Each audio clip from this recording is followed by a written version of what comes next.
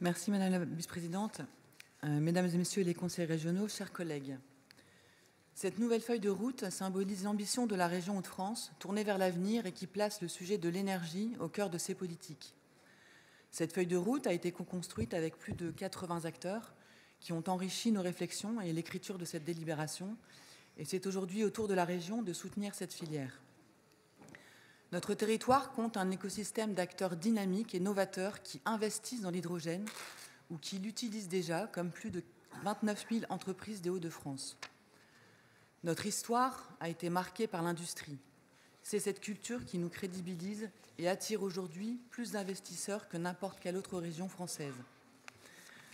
Notre position au carrefour de l'Europe nous place d'ores et déjà au cœur d'un réseau de 240 km de canalisation hydrogène.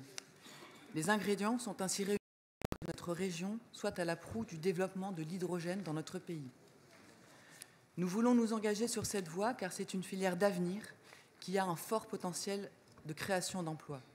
L'ADEME, en effet, avance le nombre plancher de 50 000 sur l'ensemble du territoire français.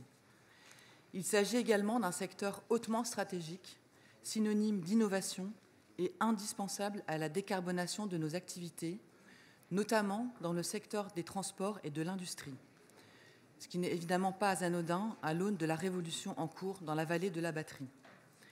L'hydrogène est donc un atout complémentaire pour le mix énergétique diversifié que l'UDI défend depuis de nombreuses années pour répondre aux enjeux écologiques et de souveraineté énergétique.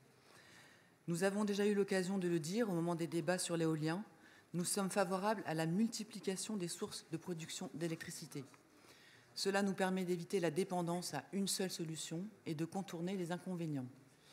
Vous l'aurez compris, quelle que soit la source, nucléaire, renouvelable ou hydrogène, c'est bien au travers d'une approche pragmatique et non idéologique que nous répondrons aux nombreux défis de la transition énergétique.